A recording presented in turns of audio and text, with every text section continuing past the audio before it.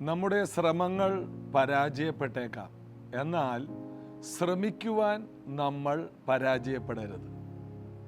അതായത് ഓരോ പരാജയങ്ങൾ വരുന്തോറും പരിശ്രമം എന്ന ദൈവം നമുക്ക് തന്ന ആ കഴിവിനെ നമ്മൾ ഇല്ലായ്മ ചെയ്യരുത്. ഇസഹാക്ക് അബ്രഹാമിൻ്റെ കാലത്തെ കിണറുകൾ ശത്രുക്കൾ മണ്ണിട്ട് മൂടിക്കളഞ്ഞപ്പോൾ ഇസഹാക്ക് അതിനെ കുഴിച്ചു. അപ്പോൾ അതിന് അവകാശം പറഞ്ഞുകൊണ്ട് ആ ദേശത്തുള്ള ഫിലിസ്തീയർ കടന്നു വന്നു. ഈ കഠിനാധ്വാനത്തിന് ശേഷം അത് അനുഭവിക്കാൻ കഴിയാതെ അത് അവർക്ക് വിട്ടേച്ചു പോയി. അടുത്ത കിണർ കുഴിച്ചു, അതിനും അങ്ങനെ തന്നെ. എന്നാൽ അവർ പരിശ്രമം നിർത്തിയില്ല. ഏറ്റൊടുവിൽ രഹബോത്ത് എന്ന ഒരു മനോഹരമായ ഉറവയെ അവർ കുഴിച്ചു. ഇതുപോലെ നിർത്താതെ പരിശ്രമങ്ങളിലൂടെ നാം കടന്നുപോയാൽ ആർക്കും ലഭിക്കാത്ത രഹബോത്തുകൾ നമുക്ക് വേണ്ടി ദൈവം നമ്മുടെ കയ്യിൽ ഏൽപ്പിച്ചു തരും. അതുകൊണ്ട് ജീവിതത്തിൽ ഒരു കാരണവശാലും പരിശ്രമങ്ങളിൽ നിന്ന് പിന്തിരിയരുത്. കഴിഞ്ഞ ദിവസം ഡോക്ടർ PG വർഗീസ് സഭയിൽ വന്നപ്പോൾ ഈ പരീക്ഷയ്ക്കുള്ള കുട്ടികൾക്ക് വേണ്ടി പ്രാർത്ഥിക്കുന്ന കാര്യം പറഞ്ഞപ്പോൾ അദ്ദേഹം ഇങ്ങനെയാണ് പ്രാർത്ഥിച്ചത്. അതിനെക്കുറിച്ച് പറഞ്ഞത് ഇങ്ങനെയാണ്. ഒരു സ്ഥലത്ത് അദ്ദേഹം പ്രാർത്ഥിച്ച കാര്യം: കർത്താവേ, പഠിക്കാത്ത കുട്ടികളെല്ലാം തോറ്റുപോകണേ, പഠിച്ച കുട്ടികൾക്ക് നല്ല മാർക്ക് കൊടുക്കണേ. കാരണം പരിശ്രമശാലികൾ ഒരിക്കലും തോൽവി കാണരുതെന്നും പരിശ്രമമില്ലാത്തവർക്ക് ജയം വേണ്ടെന്നുമാണ് അദ്ദേഹം ഉദ്ദേശിച്ചത്. കണ്ണുനീരോടെ വിതയ്ക്കുന്നവൻ ആർപ്പോടെ കൊയ്യുമെന്നാണ് ദൈവവചനം പറയുന്നത്. കണ്ണുനീരോടെ വിതയ്ക്കണം, ആർപ്പോടെ കൊയ്യാം. അതൊരു പരിശ്രമം തന്നെയാണ്. ബൈബിൾ മുഴുവനും അങ്ങനെയാണ്. യേശു പോലെ ഈ ഭൂമിയിലായിരുന്നപ്പോൾ ഉറച്ച നിലവിളിയും കണ്ണുനീരോടുകൂടെയാണ് പ്രാർത്ഥിച്ചത്. ദൈവസന്നിധിയിൽ അതൊരു വെറുമൊരു ചടങ്ങായിരുന്നില്ല. ഭയഭക്തി നിമിത്തം തനിക്ക് ഉത്തരം ലഭിച്ചെന്നാണ്. അതുകൊണ്ട് പ്രാർത്ഥനയിൽ നമുക്കൊരു പരിശ്രമം വേണം. നമ്മുടെ വിശ്വാസ ജീവിതത്തിൽ നമ്മൾ തൊടുന്നതിലെല്ലാം ഒരു പരിശ്രമ ശീലം നമുക്ക് വർദ്ധിപ്പിച്ച് എടുക്കുവാൻ കർത്താവ് കൃപ തരട്ടെ. അതിനുള്ള ബലം യേശു തരും. ചേർന്ന് പാടി കർത്താവിനെ ആരാധിക്കാം. പരമപിതാവിന് സ്തുതി പാടാം, അവനല്ലോ ജീവനെ നൽകിയവൻ. പരമപിതാവിന് സ്തുതി പാടാം, അവനല്ലോ ജീവനെ നൽകിയവൻ. പാപങ്ങളാകെ ക്ഷമിച്ചിടുന്നു, രോഗങ്ങളാകിലവും നീക്കിടുന്നു. പാപങ്ങളാകെ ക്ഷമിച്ചിടുന്നു, രോഗങ്ങളാകിലവും നീക്കിടുന്നു. പരമപിതാവിന് സ്തുതി പാടാം, അവനല്ലോ ജീവനെ നൽകിയവൻ. പരമപിതാവിന് സ്തുതി പാടാം, അവനല്ലോ ജീവനെ നൽകിയവൻ. ഇടയനെപ്പോൾ നമ്മെ തേടി വന്നു, പാപക്കുഴിയിൽ നിന്നേറ്റിയവൻ. ഇടയനെപ്പോൾ നമ്മെ തേടി വന്നു, പാപക്കുഴിയിൽ നിന്നേറ്റിയവൻ. സ്വന്തമാക്കി നമ്മെ തീർത്തിടുവാൻ സ്വന്തരത്വം നമുക്കേകിയതാ. സ്വന്തമാക്കി നമ്മെ തീർത്തിടുവാൻ സ്വന്തരത്വം നമുക്കേകിയതാ. പരമപിതാവിന് സ്തുതി പാടാം, അവനല്ലോ ജീവനെ നൽകിയവൻ. പരമപിതാവിന് സ്തുതി പാടാം, അവനല്ലോ ജീവനെ നൽകിയവൻ. അമ്മയെപ്പോൾ നമ്മെ ഓമനിച്ചു, അപകടവേളയിൽ പാലിച്ചവൻ. അമ്മയെപ്പോൾ നമ്മെ ഓമനിച്ചു, അപകടവേളയിൽ പാലിച്ചവൻ. ആഹാരപാനീയമേകിയവൻ, നിത്യമജീവനെ നൽകിടുന്നു. ആഹാരപാനീയമേ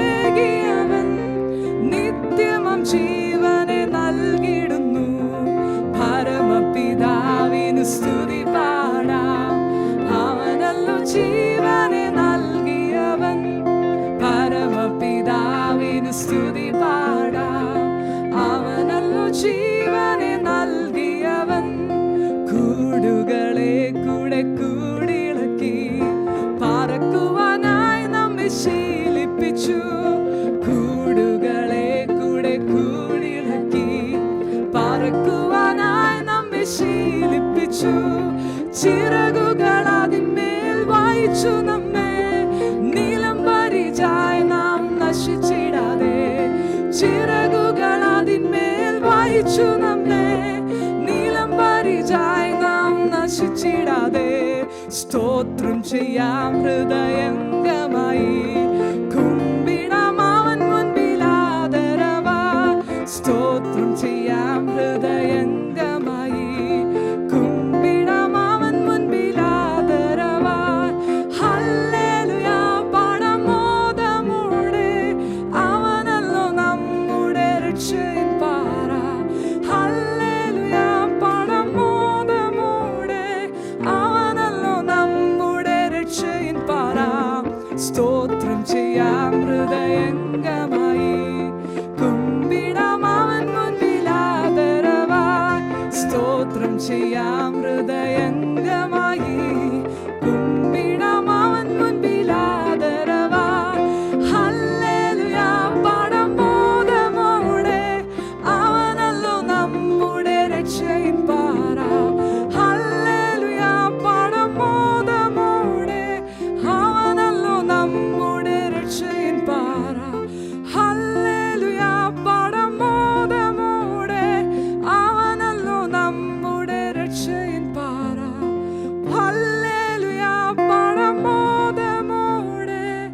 അവനല്ലോ നമ്മുടെ രക്ഷയിൻ പാറ. യോഹന്നാന്റെ സുവിശേഷം 18-ാം അധ്യായത്തിൽ നമ്മൾ ആ 28-ാം വാക്യം വായിച്ചു. പുലർച്ചയ്ക്ക് അവർ യേശുവിനെ കയ്യഫാവിൻ്റെ അടുക്കൽ നിന്ന് ആസ്ഥാനത്തിലേക്ക് കൊണ്ടുപോയി. തങ്ങൾ അശുദ്ധമാകാതെ പെസക കഴിപ്പാൻ തക്കവണ്ണം ആസ്ഥാനത്തിൽ കടന്നില്ല. അപ്പോൾ അവർ ഭയങ്കര വിശുദ്ധരാണെന്ന് അവരെ തന്നെ ചിത്രീകരിക്കുകയാണ്. സകല ഭൂമിയിലുള്ള സകല മാനവജാതിയെയും വിശുദ്ധീകരിക്കുവാൻ ശേഷിയുള്ള കുഞ്ഞാടിൻ്റെ രക്തവുമായി ഇവർക്ക് യാതൊരു ബന്ധവുമില്ല. ഈ യേശുവിനെ അടിച്ച് യേശുവിനെ മുറിവേൽപ്പിച്ചവർ ആ രക്തം അവരുടെ മേൽ തെറിച്ചപ്പോൾ അവർ വിശുദ്ധരായോ? ഇല്ല. എന്തുകൊണ്ട് അവർ വിശുദ്ധരായില്ല?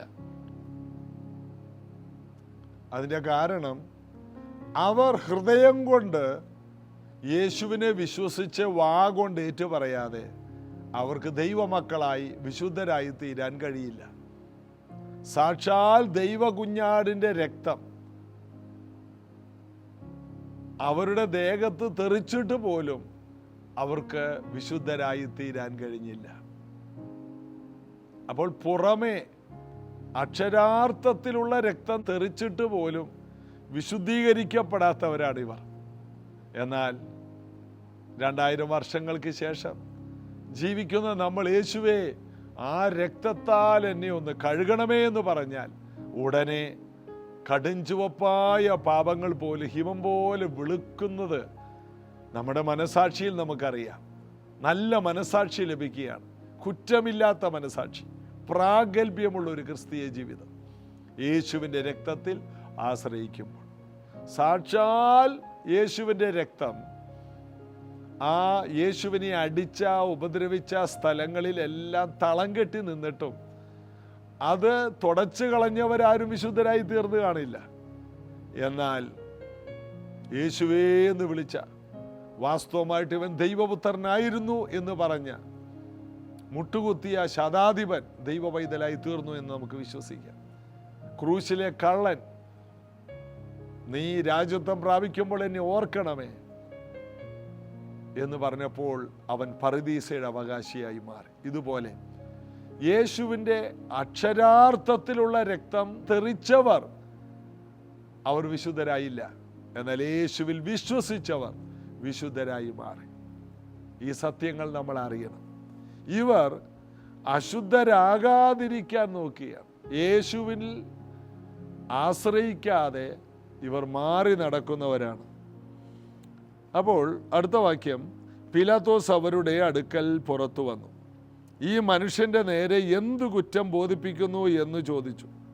കുറ്റക്കാരനല്ലാഞ്ഞു എങ്കിൽ ഞങ്ങൾ അവനെ നിന്റെ അടുക്കൽ ഏൽപ്പിക്കയില്ലായിരുന്നു എന്ന് അവർ അവനോട് ഉത്തരം പറഞ്ഞു. പീലാത്തോസ് അവരോട്, നിങ്ങൾ അവനെ കൊണ്ടുപോയി നിങ്ങളുടെ ന്യായപ്രമാണപ്രകാരം വിധിപ്പിൻ എന്ന് പറഞ്ഞതിന് യഹൂദന്മാർ അവനോട്, മരണശിക്ഷയ്ക്കുള്ള അധികാരം ഞങ്ങൾക്കില്ലല്ലോ എന്ന് പറഞ്ഞു. യേശു താൻ മരിപ്പാനുള്ള മരണവിധം സൂചിപ്പിച്ച വാക്കിന് ഇതിനാൽ നിവർത്തി വന്നു. യേശുവിനെ ക്രൂശിക്കുമെന്ന്, യേശു ഏത് വിധത്തിൽ മരിക്കുമെന്ന് എല്ലാം യേശുവിനെ അറിയാം. കാരണം ന്യായപ്രമാണത്തിൽ എഴുതിയിരിക്കുന്നു, ഗലാത്യർ 3:13, മരത്തിൽ തൂങ്ങുന്ന ഏവനും ശപിക്കപ്പെട്ടവൻ എന്ന് എഴുതിയിരിക്കുന്നത് പോലെ ക്രിസ്തു നമുക്ക് വേണ്ടി ശാപമായി തീർന്നു. അപ്പോൾ പീലാത്തോസ് വിചാരിച്ചാലും അന്നത്തെ മത നേതാക്കന്മാർ ഒരുപക്ഷെ തിരിഞ്ഞാലും യേശുവിന് ക്രൂശിൽ നിന്ന് പിന്തിരിയാൻ കഴിയില്ല. അതുകൊണ്ട് സാത്താൻ ഇവരെയെല്ലാം സ്വാധീനിച്ച് യേശുവിനെ ക്രൂശിലേക്ക് കൊണ്ടുപോകുമ്പോൾ, അതിൻ്റെ നേതാവായി സാത്താൻ നിൽക്കുമ്പോൾ അവൻ അറിഞ്ഞില്ല അവൻ്റെ തല അന്നത്തോടുകൂടി തകർക്കപ്പെടുന്നു എന്ന സത്യം അവൻ അറിയാൻ വൈകിപ്പോയി. കഴിഞ്ഞ ദിവസം ഞാൻ പറഞ്ഞതുപോലെ പിശാചിന് എവിടെ അബദ്ധം പറ്റും. പിശാചിനെ പറ്റിയ ഏറ്റവും വലിയ അബദ്ധമാണ് എന്ത്? യേശുവിൻ്റെ ക്രൂശ് മരണം. ഒരിക്കൽ ഇയ്യോബിൻ്റെ അടുത്ത് ഇയ്യോബിൻ്റെ ആ ഉയർച്ചകളും കുഞ്ഞുങ്ങളുടെ സന്തോഷവും ഇയ്യോബിൻ്റെ സമ്പത്തിൻ്റെ വർധനവെല്ലാം കണ്ടിട്ട് സഹിക്കാൻ കഴിയാതെ ഊസ് ദേശത്ത് ജീവിക്കുന്ന ദൈവഭക്തനായ ഇയ്യോബിനെ ഒന്ന് മറിച്ചു കളയാൻ പിശാച് ഒരു ഐഡിയ ഇട്ടു. ദൈവത്തോട് പറഞ്ഞു, ചുമ്മാതാണ് അവൻ നിന്നെ സേവിക്കുന്നത്, നീ അവൻ്റെ ചുറ്റും വേലി കെട്ടി വെച്ചിരിക്കുകയല്ലേ, വേലി ഒന്ന് പൊളിക്കാമോ? അവൻ നിന്നെ തള്ളി പറയും. അത് പിശാചിന് തന്നെ ഒരു അബദ്ധമായി. കാരണം ദൈവം വേലി പൊളിച്ചു, എന്നാൽ ഇയ്യോബിനെ പൊളിക്കാൻ പിശാചിന് കഴിഞ്ഞില്ല. ഇയ്യോബിൻ്റെ മക്കൾ നഷ്ടപ്പെട്ടു, സ്വത്ത് നഷ്ടപ്പെട്ടു, ഭാര്യ നഷ്ടപ്പെട്ടു, ആരോഗ്യം നഷ്ടപ്പെട്ടു. എന്നാൽ ഇയ്യോബിൻ്റെ ഭക്തി നഷ്ടപ്പെട്ടില്ല. ഭക്തി നഷ്ടപ്പെടാതെ സൂക്ഷിക്കുന്നവരായി തീരാൻ നമ്മെ കർത്താവിൻ്റെ കയ്യിൽ കൊടുക്കുക. അതുകൊണ്ട് ഇയ്യോബിന് പോയതെല്ലാം ദൈവം ഇരട്ടിയായി കൊടുത്തു. പിശാചിന് അതൊരു വലിയ തലവേദനയായിരുന്നു. പിശാചിന് ഭാര്യ ഉണ്ടായിരുന്നെങ്കിൽ പിശാചു പോയി ഭാര്യയോട് പറയും വേണ്ടായിരുന്നു, അല്ലെങ്കിൽ ഭാര്യ പറയും എടോ മനുഷ്യ, അല്ലെങ്കിൽ എടോ ചെകുത്താനെ, വല്ല ആവശ്യമുണ്ടോ? അവനിപ്പോൾ ഇന്നുവരെ ഉണ്ടായതിൻ്റെ ഇരട്ടി അവന് ലഭിച്ചില്ലേ? അവൻ വീണ്ടും മഹാനായില്ലേ? അവൻ്റെ ഭാര്യ മടങ്ങി വന്നില്ലേ? അവൻ്റെ സമ്പത്ത് വർദ്ധിച്ചില്ലേ? അതെ, പിശാചിന് എന്നും അബദ്ധങ്ങൾ പറ്റും. എവിടെയും നോക്കിക്കോ, പിശാച് എവിടെയെല്ലാം വന്നിട്ടുണ്ടോ അവിടെയെല്ലാം അവൻ പരാജയപ്പെട്ടിട്ടുണ്ട്. ഏറ്റവും കൂടുതൽ പരാജയപ്പെട്ടത് യേശുവിൻ്റെ മുൻപിലാണ്. ചില ഇടങ്ങളിൽ ശിംശോൻ പോലെയുള്ള ചിലരുടെ മുൻപിൽ അവൻ വിജയിച്ചതുപോലെ തോന്നിയെങ്കിലും യേശു കർത്താവിൻ്റെ മുൻപിൽ അവൻ എന്നേക്കുമായി പരാജയപ്പെടുകയാണ്. യേശു ക്രിസ്തുവിൻ്റെ സഭയുടെ മുൻപിൽ സാത്താന് ജയിക്കാൻ കഴിയില്ല. ഇവിടെ പീലാത്തോസ് നിങ്ങൾ തന്നെ കൊണ്ടുപോയി നിങ്ങളുടെ ന്യായപ്രമാണപ്രകാരം എന്തെങ്കിലും ചെയ്യാൻ പറഞ്ഞപ്പോൾ ഇല്ല, ക്രൂശിൽ തറച്ചു കൊല്ലാനുള്ള അധികാരം ഞങ്ങൾക്കില്ല, ഞങ്ങൾക്ക് അവനെ ഇല്ലാതെയാക്കണം. ഒറ്റ വാക്കേ ഉള്ളൂ, അവൻ ഇനി ശബ്ദിക്കരുത്, അവൻ ഇനി പുറലോകം കാണരുത്, അവൻ ഇനി പ്രസംഗിക്കരുത്, അവൻ ഇനി ജീവനോടെ ഇരിക്കരുത്, അവൻ ഇനി രോഗികളെ സൗഖ്യമാക്കരുത്, അവൻ ഇനി ഭൂതങ്ങളെ പുറത്താക്കരുത്. അവൻ്റെ പദ്ധതികളെല്ലാം ഇതോടെ അവസാനിക്കണം. എന്തു വലിയൊരു അബദ്ധമാണ് പിശാചിന് പറ്റിയത്. യേശുവിനെ ക്രൂശിച്ചു, ഉയർത്തെഴുന്നേറ്റ കർത്താവ് 40 ദിനരാത്രങ്ങൾ തൻ്റെ ശിഷ്യന്മാർക്കും 500-ലധികം ശിഷ്യന്മാർക്ക് പ്രത്യക്ഷനായി. തൻ്റെ സഹോദരന്മാർക്ക് പ്രത്യക്ഷനായി, അപ്പോസ്തലന്മാർക്ക് പലവട്ടം പ്രത്യക്ഷനായി, മറിയയ്ക്ക് പ്രത്യക്ഷനായി എന്ന് വേണ്ട താൻ ജീവിച്ചിരിക്കുന്നു എന്ന് പല രീതിയിൽ തെളിയിച്ചു. പരിശുദ്ധാത്മാവിനെ പ്രാപിക്കുവാൻ അന്തിമമായിട്ട് കൽപ്പന കൊടുത്തു. ഞാനോ ലോകാവസാനത്തോളം എല്ലാ നാളും കൂടെയുണ്ടെന്ന് അവരോട് പറഞ്ഞു. ഇതാ പെന്തക്കോസ്ത് നാളിൽ അവരെ നോക്കുക, കൊടിയ കാറ്റടിച്ചു, വലിയ മുഴക്കമുണ്ടായി, അഗ്നിജ്വാല പോലെ പിളർന്ന നാവുകൾ അവർക്ക് പ്രത്യക്ഷനായി. അപ്പോസ്തലപ്രവൃത്തി 2 നമ്മൾ കാണുന്നു.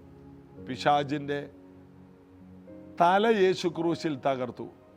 എന്നാൽ പെന്തക്കോസ്ത് നാളോടുകൂടി പിശാചിൻ്റെ നടുവിനും അടി കിട്ടി. ഏറ്റവും പാപിയായ പത്രോസും എല്ലാ രീതിയിലും വഴിതെറ്റിപ്പോയ ശിഷ്യന്മാരെല്ലാവരും എഴുന്നേറ്റ് യേശുവിനെ പ്രസംഗിച്ചു.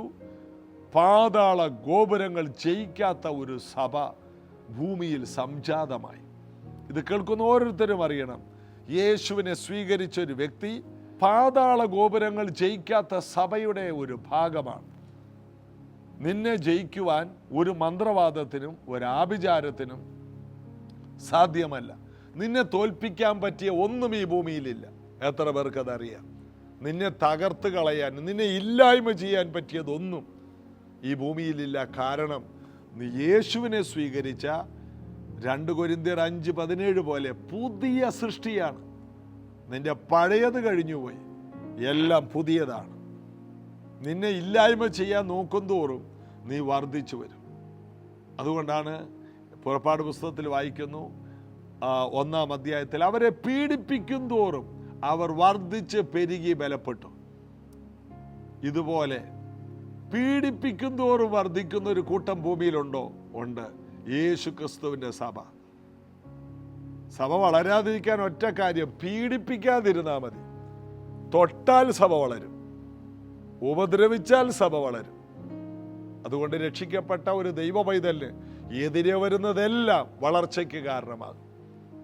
ഒരു പ്രശ്നം വന്നാൽ കരച്ചിലും പ്രാർത്ഥനയും ഉപവാസവും ദൈവമേ എന്ന് യേശുവേ എന്ന് വിളിച്ച് അവരതിൽ നിന്ന് അത്ഭുതമായിട്ട് പുറത്തു വരും.